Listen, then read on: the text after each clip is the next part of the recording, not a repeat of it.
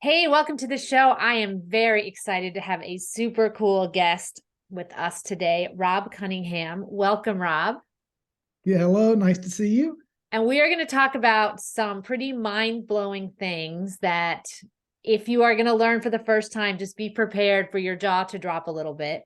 And if these are things that you have already kind of learned about, I think we're going to go into some greater depth because Rob is absolutely a wealth of knowledge on this topic.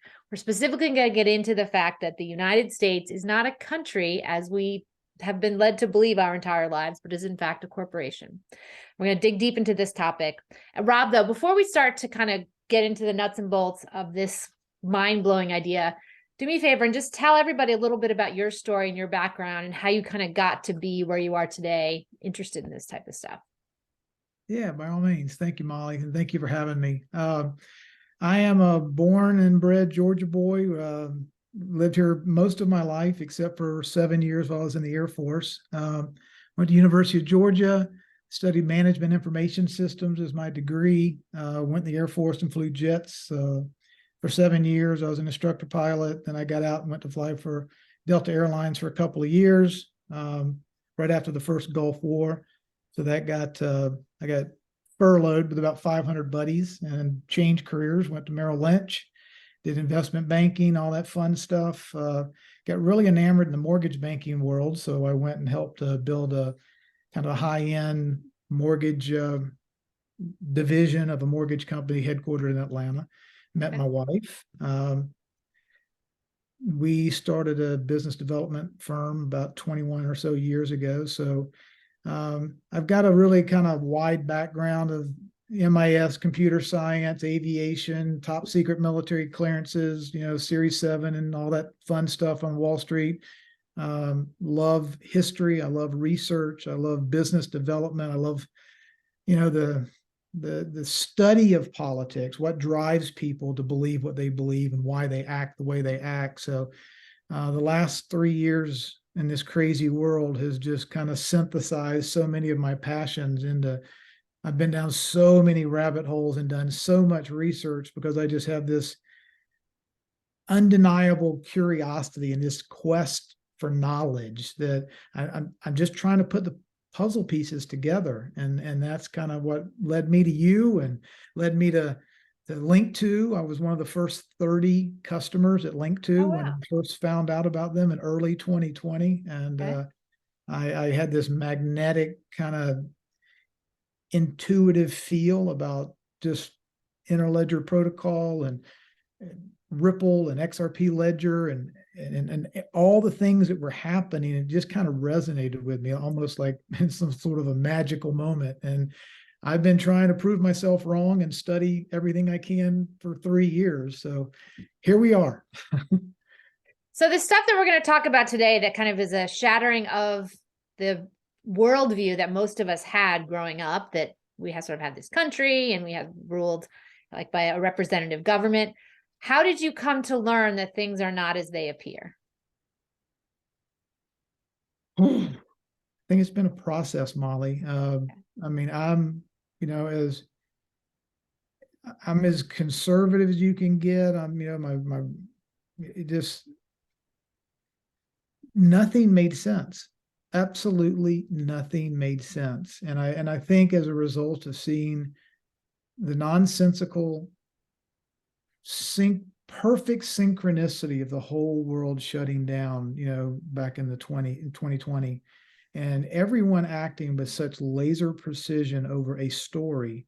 I've never seen, governments and nations execute with such perfect synchronicity all of a sudden at the snap of the fingers, shut down countries, shut down churches, shut down businesses, shut down society, shut down schools, and just tell everyone to sit down, shut up, and obey. There's a big bad monster out there, but we're going to come and fix it. It just didn't smell right, and as we've seen ever since, the tyrannical approach to making everyone sit down, shut up, obey, say nothing, no, don't disobey. If you do, you'll be doxxed, you'll be character assassinated, you'll be threatened, you'll be unemployed, you'll be bankrupted, you'll be whatever, but just be quiet. Well, that's as far away from anything I've ever learned about our constitutional unalienable rights and I've ever seen in my life. So again, that's just further confirmation that who the hell do these people think they are? What kind of country do we live in? And over a period of time, Molly, the hardest thing in the world for us to do, I think, is humble ourselves and admit that we've been had and that we've been lied to. And you have to go all the way back and say, we've been lied to since the day we were born.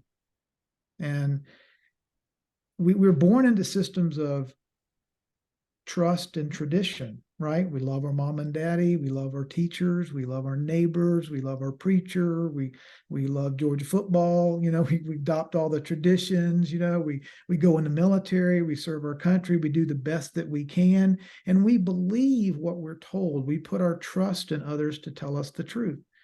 Well, there's a big difference between truth and trust. And unfortunately, you know, I can trust I'm going to get a good haircut. I can trust the babysitter is going to take care of my kid. I can trust the bank won't steal my money. I can trust, you know, whatever, but that's different than truth. Truth is 1 + 1 = 2. Truth is gravity exists. Truth is I put my hand on a stove, it's going to burn me. Fire is hot. I mean, there is truth and there is trust. And what I found out is that trust has been broken. And there have been lies told to us about history and about law and about our nation and about banking and about the nature of who we are and how we're treated.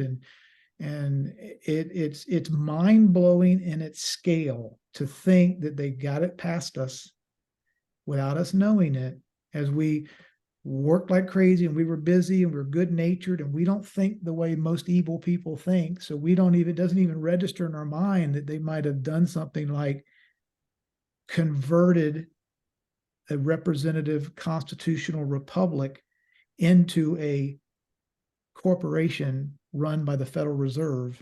And instead of a constitution, we have IRS code. You know, I mean, and that happened. It was called the New Deal in 1933. Franklin Delano Roosevelt. We were bankrupt. It was right after the 1929, you know, stock market crash, and we were bankrupt and we were out of money. And all of a sudden, you know, the Federal Reserve, which is not federal, and there are no reserves, and it's domiciled overseas outside the United States, came to the rescue, and they started. Basically, we became a nation that was in debtor possession and ruled by the Federal Reserve, and they gave unlimited power to the executive branch to do whatever is necessary to defend the bank and the currency. And that's not written in a way that the average person knows. It's secret. We can go down the rabbit hole of secret societies all we want, you know, but why would it be kept secret? That doesn't mean that it's not there. You know, how do we go from a constitution that says the Treasury has to institute the currency or the money backed by gold and silver? Now we have a Federal Reserve that issues Federal Reserve notes backed by hot air or political promises. There's no gold and silver. There's no soundness. They can print as much Federal Reserve note as they want, but that's not constitutional. Our constitutional clearly says the U.S. Treasury, not the Federal Reserve, is responsible for money, not debt. Those are debt notes. And guess who the debtor is to every one of those things printed? Me and you. So that's a good point you bring up. Is there a difference between the US dollar and a Federal Reserve note? And if so, what is the difference? The US dollar is authorized to be printed as a trust system managed fully by our representative government, those that we put in office. The United States Treasury is supposed to issue money backed by gold and silver, full stop. When you have that relationship, then the laws of the land that govern the U.S. Treasury govern the money supply, govern the soundness, govern the accounting rules, govern the accountability to we the people to not go into debt, to not fund frivolous, stupid things like, you know, transgender hour for kindergartners. I mean, when you have when I'm trying to illustrate a point here, Molly, when you have unsound money, unsound politics follows.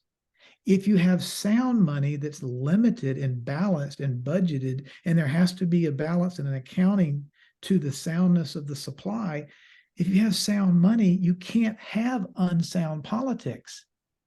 But if you have an infinite amount of debt that can be created by a non-constitutional entity known as the Federal Reserve, they can hit enter on the keyboard anytime they want and fund any idiotic endeavor that they come up with. And we find ourselves in $32 trillion of debt and wondering why we're bankrupt, because there was no soundness to the process. There was an infinite hubris associated with an entity that can just layer debt on top of debt on top of debt on top of debt. And, that is to drive my point home, every single fiat currency in world history has gone to zero because the math doesn't work.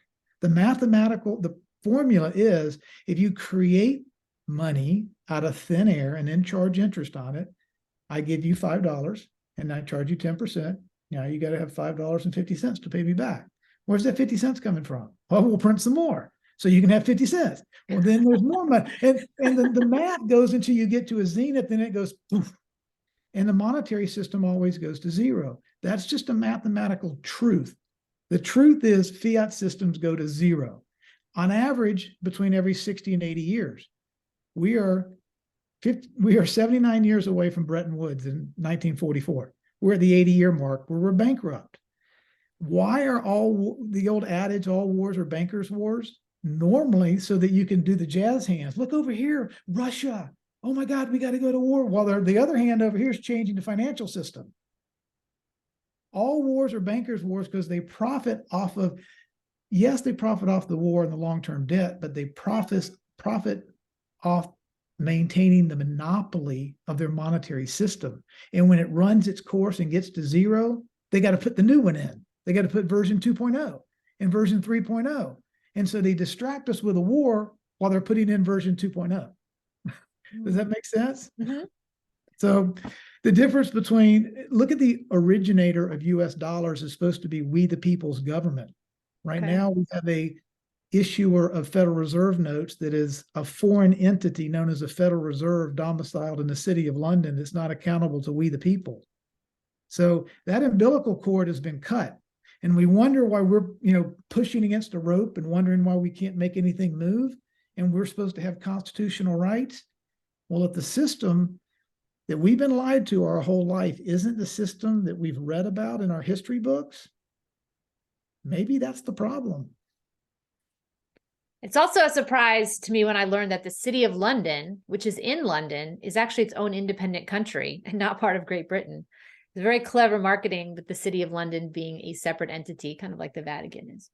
It's a sovereign entity that's 1 square mile. The police have different uniforms. They have different laws. They have different rules. They are sovereign, separate, and independent from England, just like the District of Columbia is sovereign and distinct and separate from the United States of America.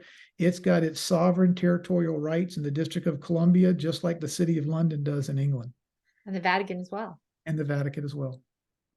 So before we talk about 1933, I'd love to go back in time a little bit more after the Civil War. Can you describe to us what happened in 1871? Sure. There was what's known as a Banking Act of 1871.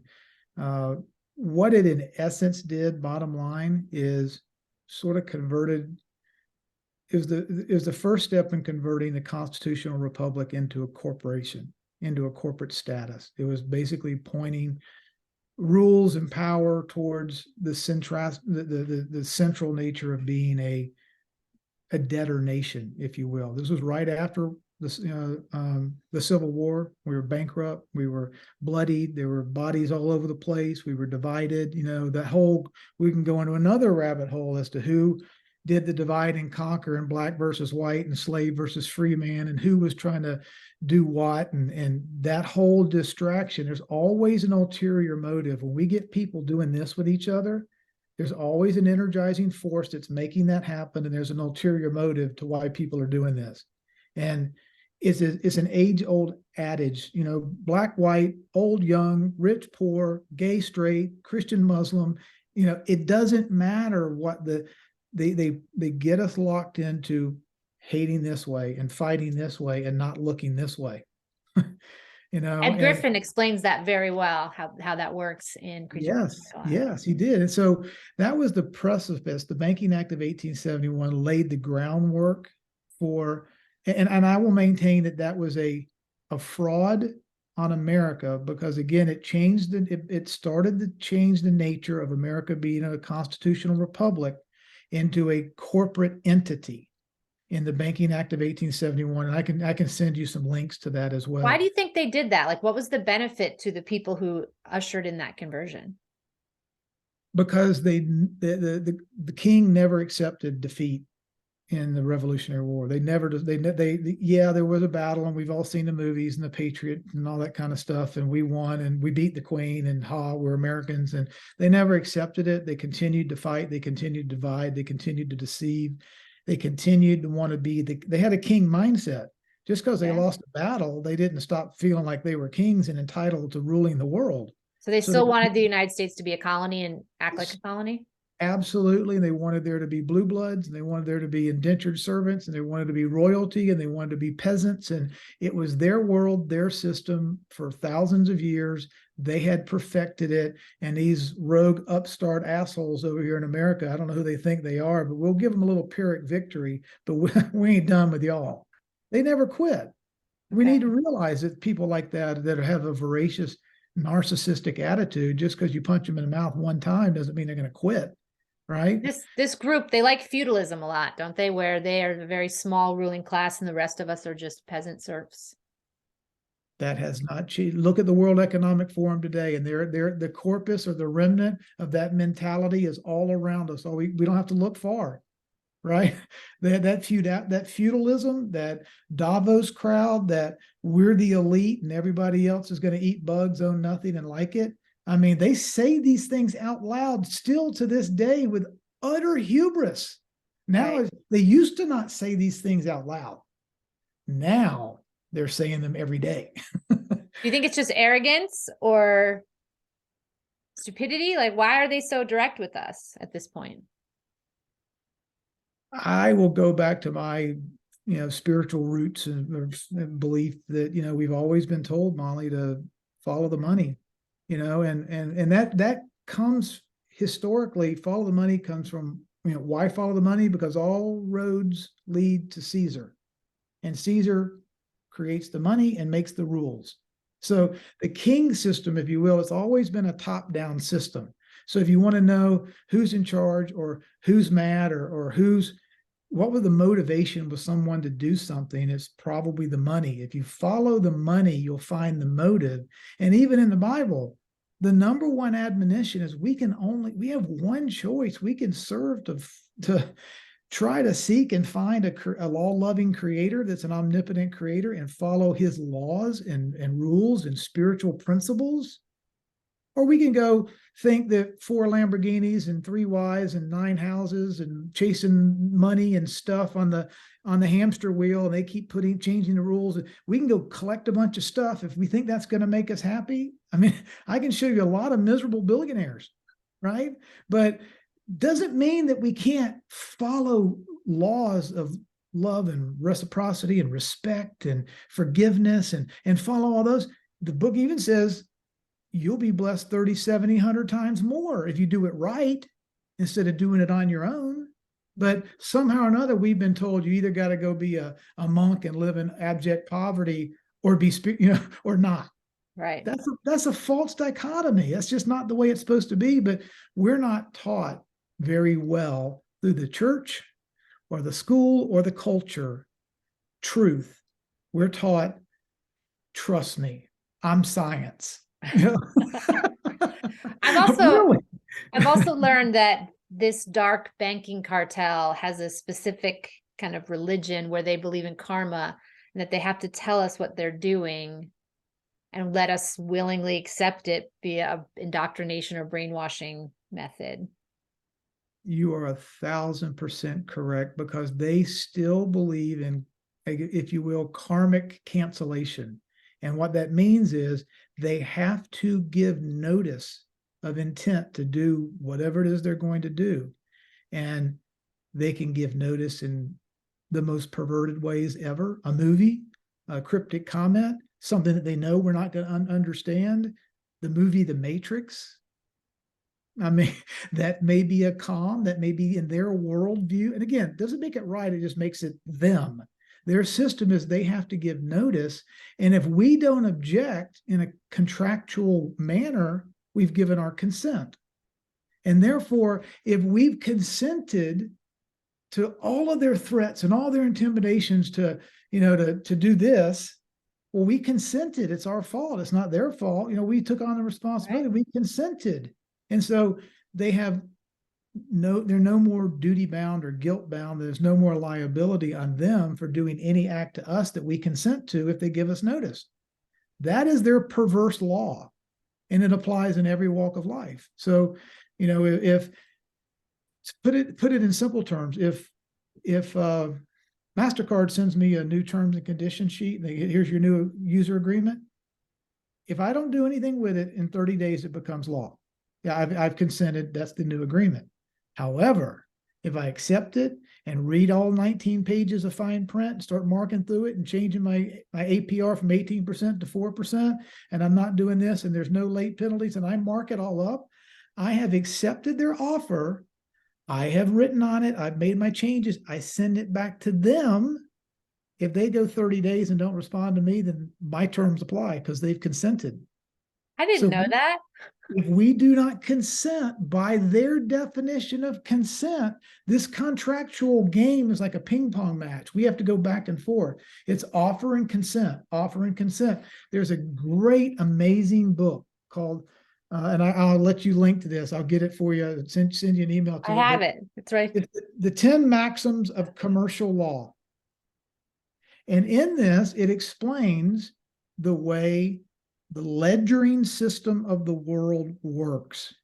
If we're to understand this, Molly, might be the most mind-blowing discovery I've made in all of my research, and that is that the world is run by credits and debits on one big bank ledger. Everything's a liability or a credit, and they have an account for everything.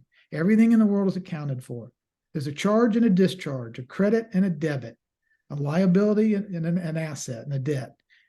Everything has to be accounted for. And their rules are credit and debit, not moral and immoral, not right and wrong, not private property and public property, because they view all of it as public property. The thing that I've been able to discover is that the use of words are very precise by these people. Extremely precise. That's why we have legal dictionaries that look like this, and being able to connect all the terms and the double meanings and all the way, it hurts your head. But it's intentionally designed to be confusing as hell so that a layperson can't understand it. You have to be represented by another person in another environment, because we can't speak for ourselves because their foreign language boondoggle is so damn expensive. We just have to give up our rights. Trust that our lawyer is going to take care of us. Here's a little unknown secret that most people don't know. Our lawyers go to law school so they can pass the bar exam and then swear an allegiance to the bar. The bar stands for British Accreditation Registry. It's a foreign-owned entity. They swear a private membership allegiance to a foreign entity in the city of London, not the Constitution of the United States of America. So these legal people, which is very different than a lawyer, an attorney follows the legal system. A lawyer follows the law. Those are two completely different universes. Why do we have a foreign-owned monetary system and a foreign-owned legal system in the city of London telling us how to run our country? Wow. That's kind of mind-blowing. So do you think the legal language was created intentionally to make it difficult for most people to understand? I think the answer is embedded in the question.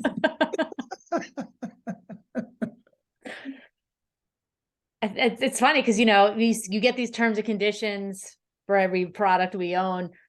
Even if I wanted to take the time to read it, like, it's not the language that I was taught.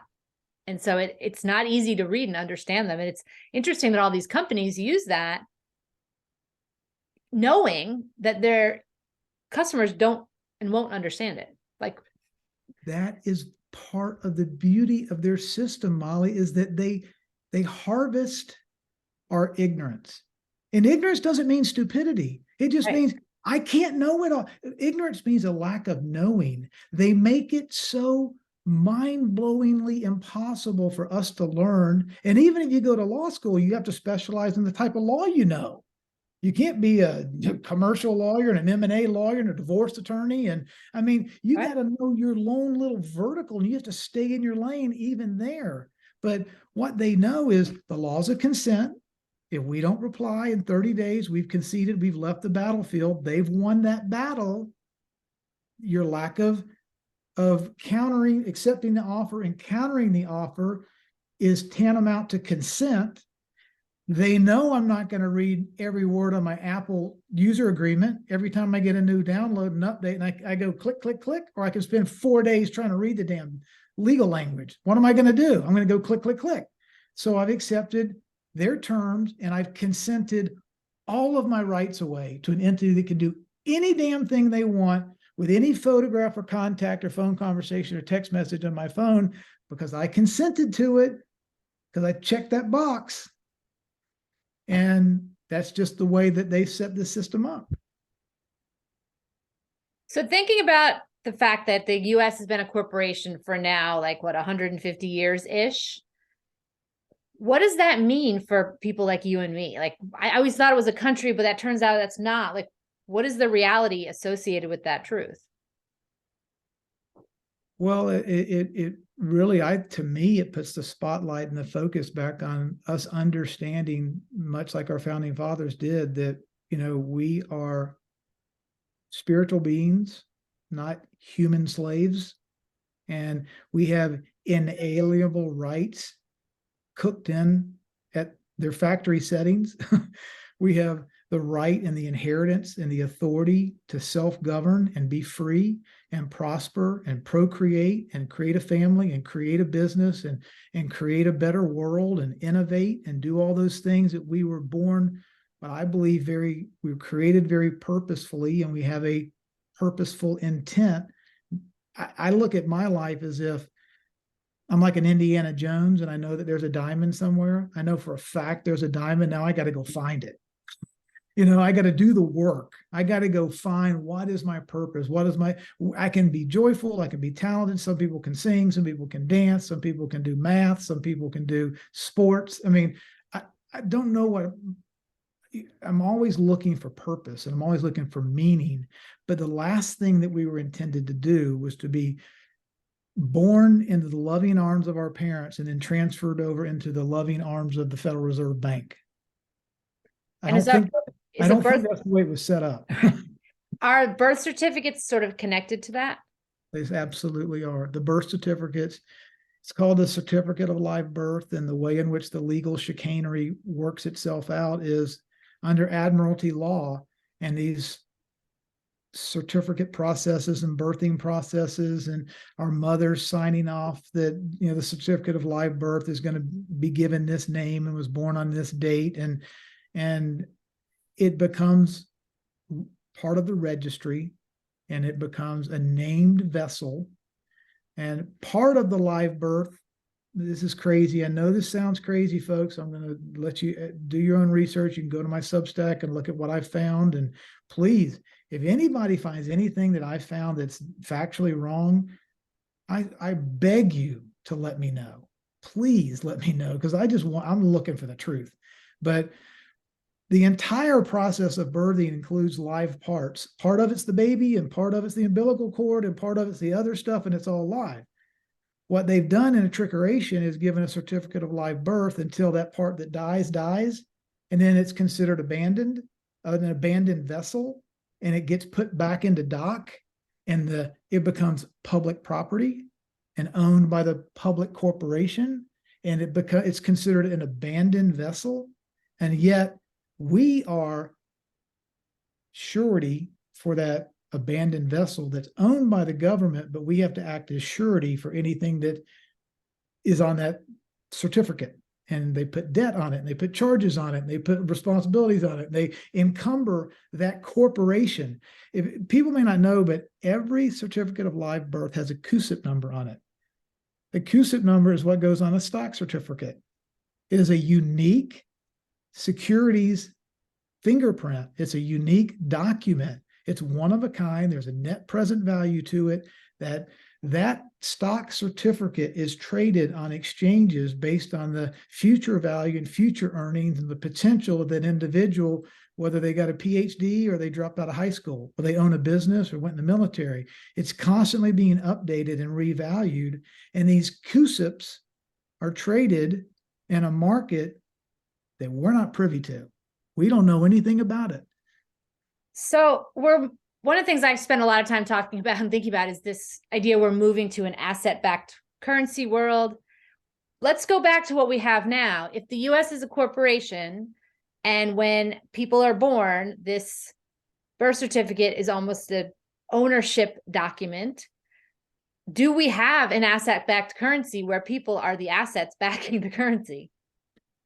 You know what? You just hit ground zero, Molly. What is this war? What has the last 3 years? What is the chaos? What is the invasion? What are the open borders? What are the mandates? What are the lockdowns? What are the bankruptcies? What are the job loss? What is this war really about? It's not about a flu. Okay. This war is about, if we flip this world upside down and we go from debt to assets, if we go from a debtor nation, a debt-centric nation where we are surety to the debt that they create, they get all the assets and we have to work for them. We have to work the land for the kings to own all the stuff. Look at the wealth distribution right now. What 10% of the people own 90% of the wealth, or whatever the number is. Like 1% own 90%. Yeah. It's insane. So if we're going to turn everything upside down and go to a asset-centric instead of a debt-centric world, that means in my cold wallet, that's my asset, and I can give it to anybody I want. And I can go point to point, person to person, entity to entity with my assets and exchange it without a mother may I permission slip from the Bank of America or Chase Manhattan. Or if I have sovereign own of my assets, why do we think that they hate gold and silver?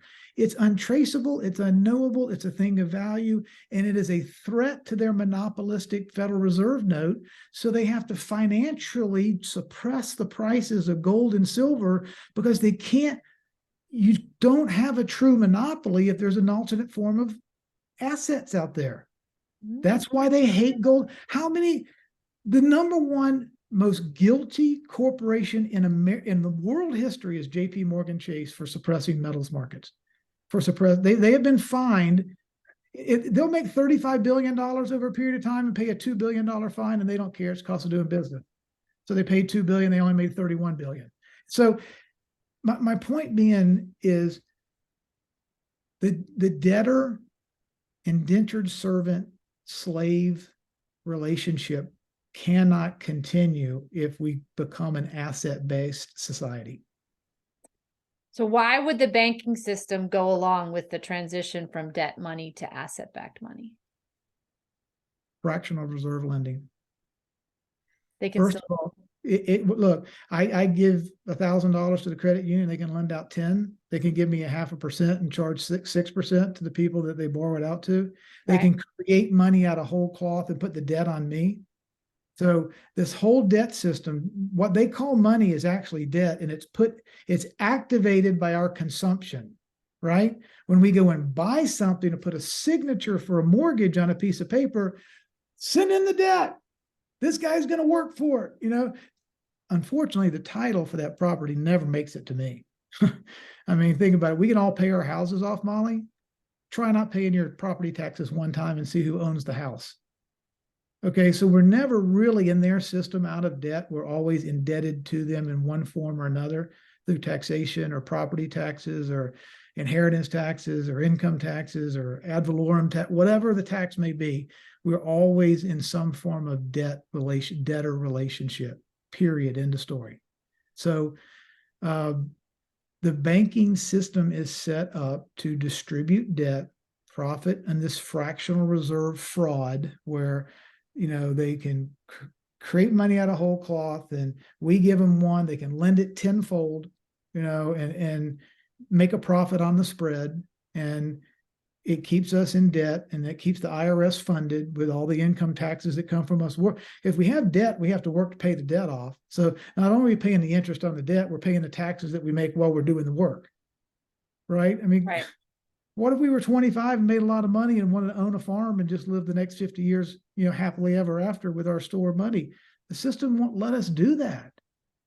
We cannot live as free spiritual beings the way our founding fathers in their mind had hoped we could. Live free, live and let live, leave me the hell alone, right? We lived without an income tax until 1913, and tariffs were plenty ample enough to fund a limited government. All of a sudden, we needed to have a big government. And we needed to have a Department of Education and energy and science and health and all of these military arms. We had to become the cop on the beat, and we had to go all over the world and be the peacekeepers. Come on. I learned recently that the US government is the largest employer in the world. And if it's a company, it just means it's basically the biggest company in the world. Well, let's take that one step further. The US government is just an extension of the bank. It's a wholly owned subsidiary of the bank. So who owns this corp? Yeah, it's a great question. Who owns the corporation that is referred to as the United States? Well, I wish I knew their names, but we've all heard stories of the 13 families and the 300 and the Rothschilds and the Rockefellers, and whoever tells Klaus Schwab what to do is probably the man that's in charge. And if we know their name and face, they ain't it. I agree with that. It's like we have these, using a football analogy, we all know who the quarterbacks are of famous football teams. We might even know who the coach is, but it's rarer that you would know who the owner of the team is. Or the coaches up in the booth, that got the headsets on, they're calling the plays down to the coach and to the quarterback, and the quarterback's looking at, you're exactly right. There's an essential component to secrecy. The system can only work on secrecy. And think about all the things that distributed ledger technology it offers: transparency, instant settlement, accountability, soundness. Everyone can see every transaction, everything that takes place. It's low cost, it's safe, it's secure, it's transparent, it's free, it's neutral, it's nationally agnostic, right? No country owns it. It can't be weaponized like a central bank can weaponize the Federal Reserve note. The ledger itself is deemed a public good held in public trust with open access and low cost, and anybody can use it. Assets and digital assets can travel back and forth. Systems that are built around profiting off of deception and legalese and fraud and fees and graft and float. This concept of distributed ledger technology eviscerates all of that intermediary crap, all of the confusion, all the lies, all the law, all of the vascular system that flows from the IRS and the Federal Reserve that entangles us all. Brand new monetary system that's asset backed without all of this intermediary junk in between us and our money, it all gets cut. And that, to me, explains why you've got the single most powerful entity on earth doing everything they can to give a crib death to a small little Silicon Valley startup in California, because they're scared to death of the disruptive threat that this little small startup starts to their global empire. It poses for their global empire. So do you think Ripple is taking on the banking system?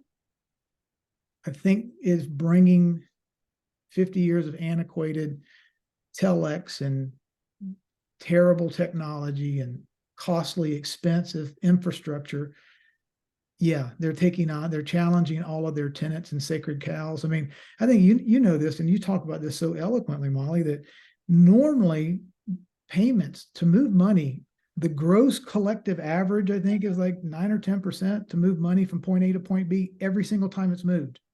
If you look at all in, big, little, small transactions, Amazon, swiping your card to get a Starbucks coffee, or sending $10 billion to another company to buy a bunch of Boeing jets. Think of Amazon and how many different countries they have to bill and move money. The payroll system, how much money is made on the float from the time it's taken out of the account till the time it's settled.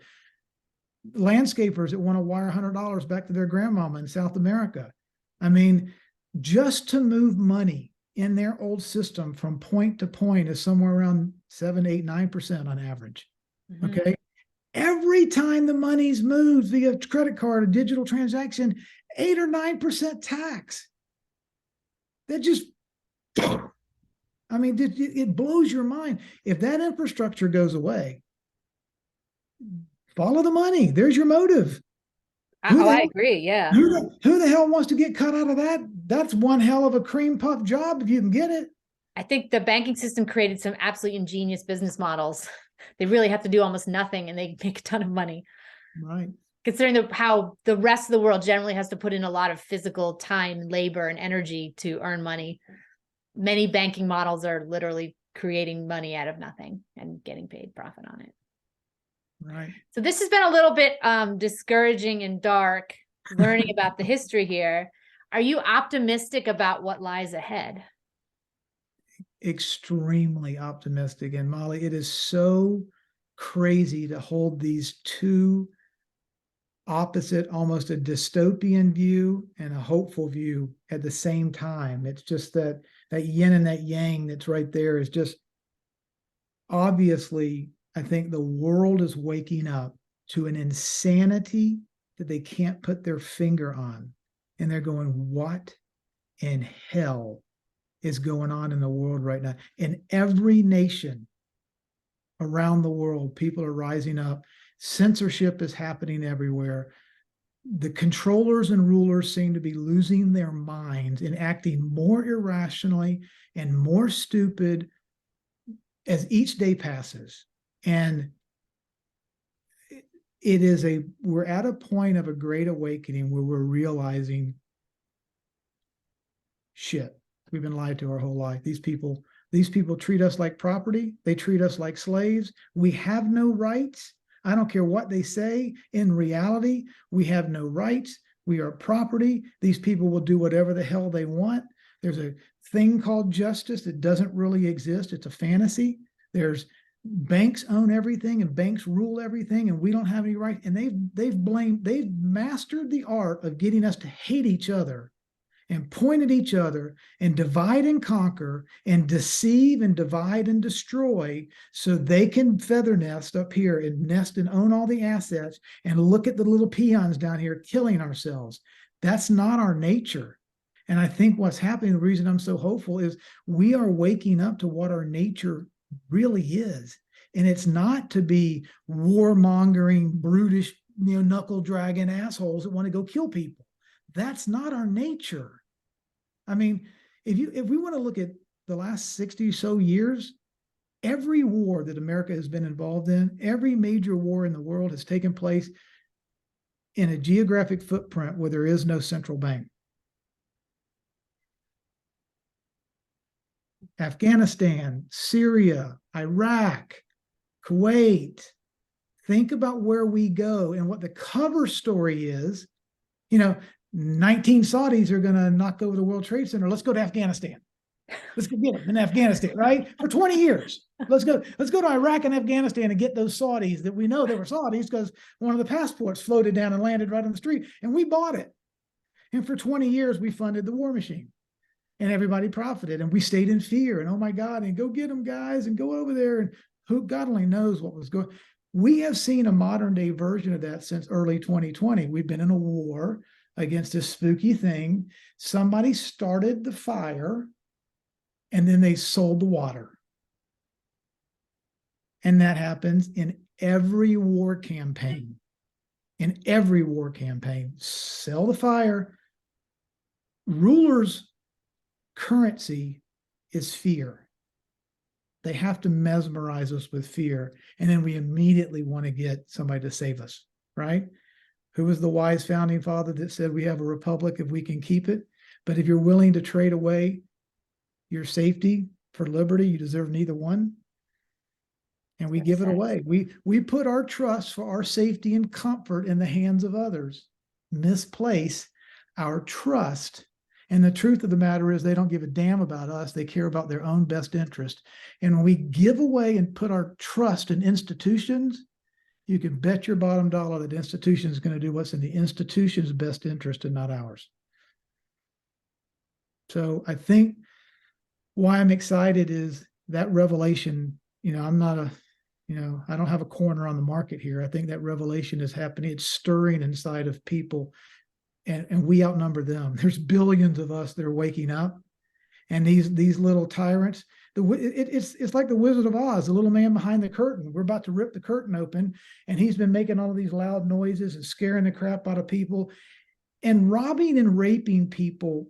The system takes away their identity of who they are, what their inheritance is, what their power is, what their authority is, what our standing is. So Dorothy finds this guy that doesn't have a heart, doesn't have a brain, doesn't have any courage, right? They're stripped of they don't think they're worth anything. And they're skipping down the golden brick road to try to find their identity and their power and their purpose and who they are. And then they get scared, and then they see them, the system sees them coming, and they yell through the microphone and they try to scare the crap out. They finally get there and they rip the curtain back, and it's some little asshole screaming in the microphone trying to scare people into believing that they're not worthy, they have no purpose, they have no identity, and they just need to shut up and do what they're told. And so we get, as people in society, if we don't know who we are, somebody else will sure tell you who you are. If we let somebody identify us, they'll identify us. They'll put us in a box. They'll tell us what we can and can't do. They'll give us permission or no permission. Or if we vest, I've come back to this thing. We're either a one nation under God or we're one corporation under the Federal Reserve. And we have to all make that decision. Everyone ultimately is going to have to say, are we going to be owned by the bank? Or are we going to be free people that govern ourselves? And that's where I think the decision is going to have to come. And it's manifesting itself in, look, vaccine right. I'm sorry, you know what I mean? Health rights, health freedom versus medical choices and school choices, and all the decisions that we make in this world ought to be on our shoulders, not somebody else's shoulders, as long as we're not doing any harm to anybody else. And I think ultimately people aren't going to be able to sit on the fence. They're going to have to make a decision. Do I want to be bank owned, or do I want to govern myself? What do you do if you decide you don't want to be bank owned? How do you get out? Well, I think therein personally lies the disruptive nature of, you've seen, the last 4 presidents, there's been 2 wars, 7 wars, 1 war, and we're pending a world war. And in one of the 4, there was no wars. Okay. So there was like 10 or 11, and 0. There's you guys are all a bunch of liars and crooks and establishment knuckleheads, and I'm from outside the system. I don't like you. Get in. I mean, I've never in my life, in my 60 plus years, seen 24/7, 365 over the ruthless intent to destroy a person's character. Yet they had 485 accomplishments over here, but it didn't matter what the accomplishment list was. Right. Get him. So who is organizing that? Who's calling in the plays? For you, Orange Man bad. Orange Man bad. Who's calling in? Look, there's not a single perfect person on planet Earth. All of us are a dirty cup. All of us are a dirty shirt. If God or the Creator wants to use somebody to get something done, guess what? He's going to be picking a dirty cup, because we're all got sins we've all made mistakes, gotten divorced, said stupid stuff, maybe spent money. None of us are perfect, but ultimately, if we want to free ourselves from this system, somebody has to take the system on. And when you take the system on, maybe you get eviscerated for 7 years, nonstop, 24/7, 365, for being a threat to the system. Remember, it wasn't wanted by either. This is not red versus blue. This is debt versus freedom. I believe that frames the war that we're in right now. So do you think there's power in the people uniting and demanding that we no longer want to be in this debt-based system? 1,000%, 1,000%. The greatest equity that we have, Molly, is relationship equity with our family and our communities. We have to come together as a community and become reliant on one another, help and contribute. We don't need to be, dependent on government or outside entities or permission slips or debt notes or code. Look, our founding fathers wrote a constitution. We could read it in about 45 minutes or an hour. We could walk around and know that, look, basically in common law, there's like 6 laws, right? I don't hurt you and you don't hurt me. I don't steal from you and you don't steal from me. I don't kill you and you don't kill me. Live and let live. That's basically the essence of the Constitution. I ought to be able to go to a judge or a sheriff and say, he's on my property, he stole one of my cows, make it right. And we get it all done. Now we can't even have conversations unless somebody represents us in the admiralty court and passes the bar, and the judge in the docket renders a decision, and we spend $30,000 fighting over my cow in a system that they. How do we go from common law to corporate law? How do we go from being free, as our founders wanted us to be an indentured servants of a corporation? If we can cut that Gordian knot in half, if we can get back to our constitutional roots instead of our corporate fraud that's taken place, that is ultimately at the bottom of the well that I think that we all have to wake up to. There's no Superman that's going to come and save us. Okay. We have to organize ourselves. We have to govern ourselves. We have to leave I like to study history. And, when the Jews were saved from Egypt and they crossed the Red Sea, they still had an Egyptian mindset. Just because they've been in slavery for a long time. So now they're free, but they're not found. They're free. They don't know how to govern themselves. They're free. They were never trained. Where am I going to live? Where am I going to eat? What am I going to do? How am I going to live? Whereas before, so you can be free, but still confused or still unable to govern yourself because they took away all of those skills for us to be able to self-govern by letting them tell us what to do. And we're going to have to go through that process where ultimately we're all going to have to say, you know what, if it's meant to be, it's up to me. I am responsible. I have to stop making excuses, but I am the great I am. I am responsible for my health and my family and my career and my safety and my food supply and all of that sort of stuff. We've got to just cut the cords of dependency and trusting that some big institutional organization that we purposely don't even know who is. We think that we're living in a free constitutional republic. There are invisible strings attached from the IRS and the Federal Reserve in everything that we do, but we're just not aware of it. The fact that we're not aware of it doesn't mean it's not there. It just means we're not aware of it, right? And so we wonder why we're not making progress, and we're getting sicker, and we're getting more in debt, and we're getting heavier, and we're getting more divorced and more drunk and more drug dependent. All of these things are happening to us because we don't know who we are. And they profit by keeping us in the fog. We profit by clearing the fog and figuring out who we are. And I do have, in my mind, these people can't lay a glove on God, but we can close our eyes to him and ignore him and put our hands over our ears and try to ignore him and turn our back on him. And then we're incapable of doing what we're meant to be, which is to be free and strong and creative and purposeful.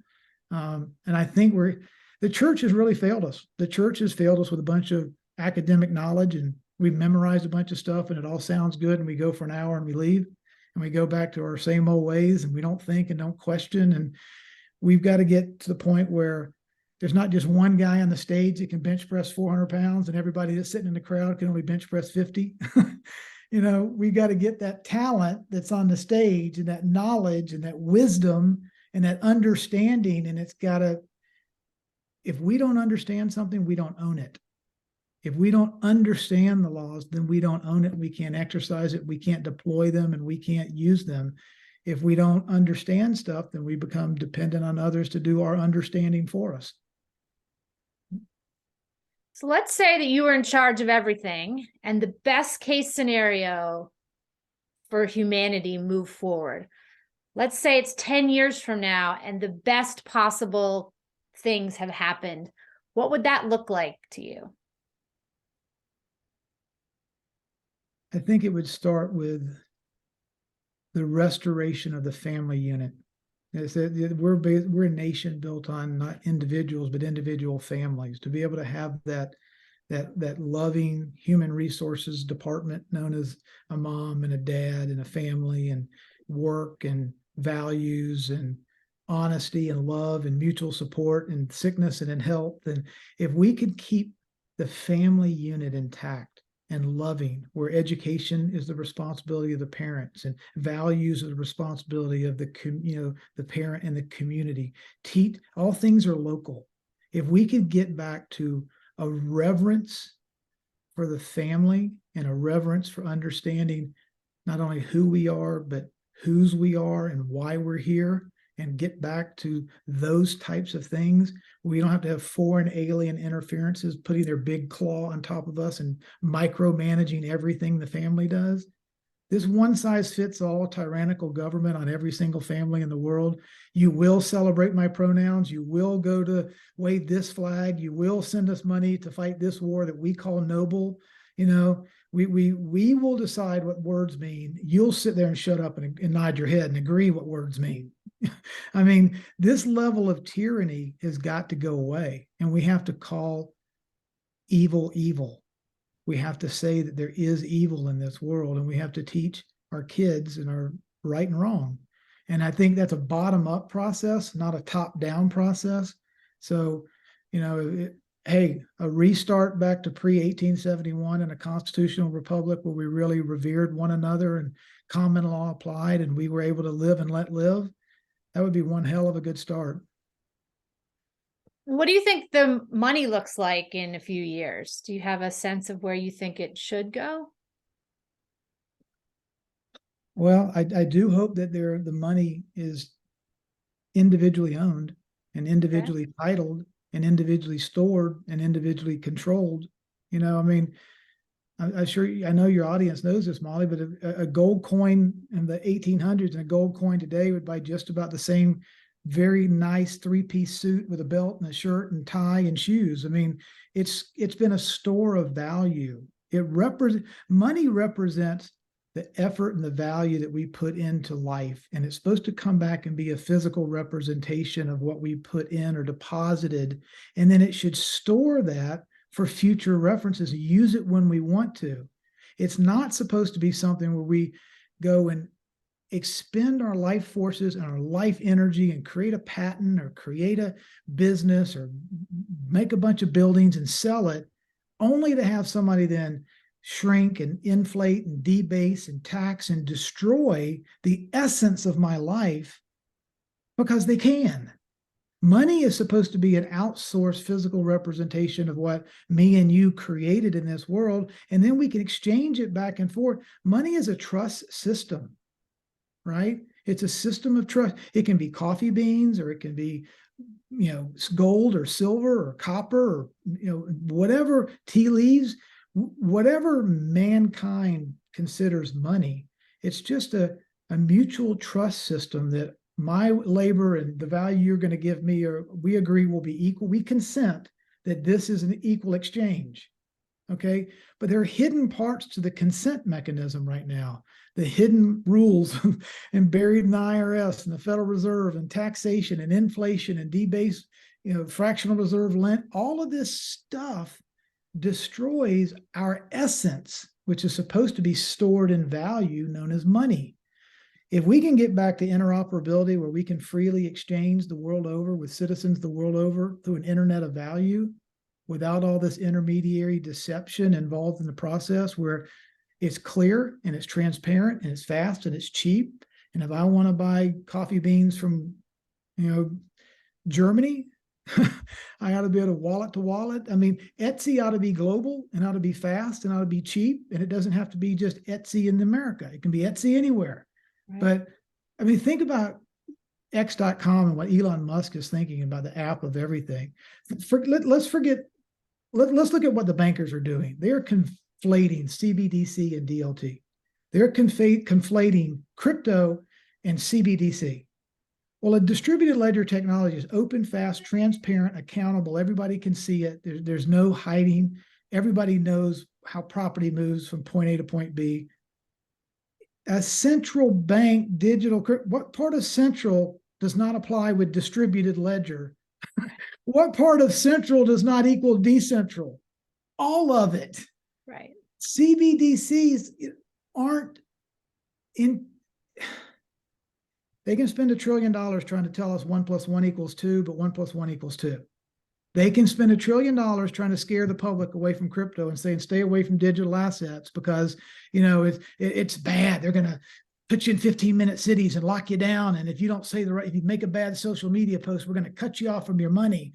Well, it's bad because if that happened, it would be bad. But they're also telling us that's exactly what they would love to do if they could get control of the new digital internet of value. The problem is these bankers are really good at stealing money and killing people. They're not they're not software engineers. They're not entrepreneurial. They don't care about the user interface. They don't care about the user experience. They care about force and taking what is theirs. And the monetary system is set up to do that. The distributed ledger technology that's open source and free and permissible and cheap and fast with instantaneous settlement that's interoperable so we can all move money and freely trade back and forth. We don't have to go to the Temple of Chase Manhattan anymore to do that. So they need to tell us why we don't want to do that by scaring the hell out of us about all the boogeymen that are going to be involved if you go and get involved in that crypto stuff. Don't do that. Let us do it. Let us do it to you, but don't go into it by yourself. We need to maintain control. So again, fear is their currency. What's the ultimate? Why does the biggest entity on earth, why is it trying to give a crib death to a small pre-IPO Silicon Valley company in California, unless they know where their bread is buttered and these disruptive forces are going to turn our game upside down? Do you think Ripple and XRP Ledger are going to play a significant role in the future economy? I do. I think there's a lot that will. I think, there's just like it's going to play a magnificent role. And if it doesn't, if they somehow or another are capable of disrupting this system, which I don't think they can, then there'll be a 2.0 or 3.0. We'll keep coming at it and we'll keep fighting. Look, hope is what drives mankind. Until we give up, we're still in the game. If we give up, we lose. The nature of man is to not give up. Man, our nature is not to be enslaved.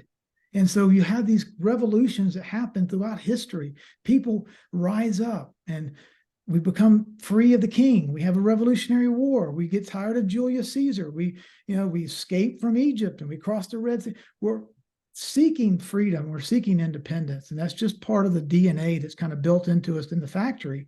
And so the last thing that you want to tell a free people is you can't do that. Try telling your kid, don't do that. Don't eat a cookie. And you walk out of the room, they're going to eat the damn cookie. I mean, stop telling us what we can and can't do. You're not my God.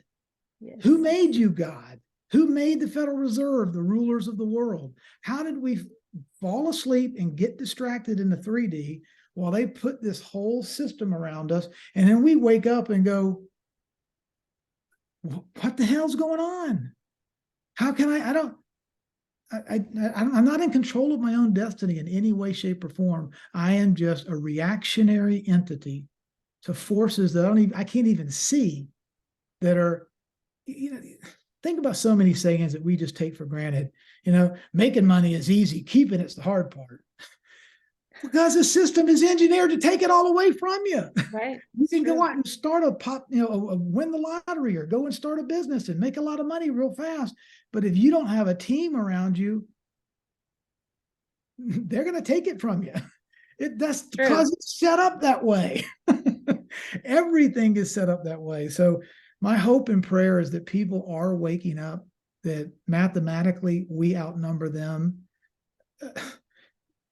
25 million to 1, 10 million to 1. I don't know. We outnumber them. And when we wake up and understand that, you know what, we got this, hold my beer. We need the world to say, hold my beer. And these elite little men behind the curtain are going to run like scared little girls. You know? So I'm with you. I think there's a very bright future ahead. We all need to collectively wake up to the sad truths about things that have been done and the lies that we have been fed our entire lives. But if we all were to work together, there's many more of us than there are of them. And systems and economies and communities, like, they need people. So they can't, their system wouldn't work without us. Right. Who would be their, Right.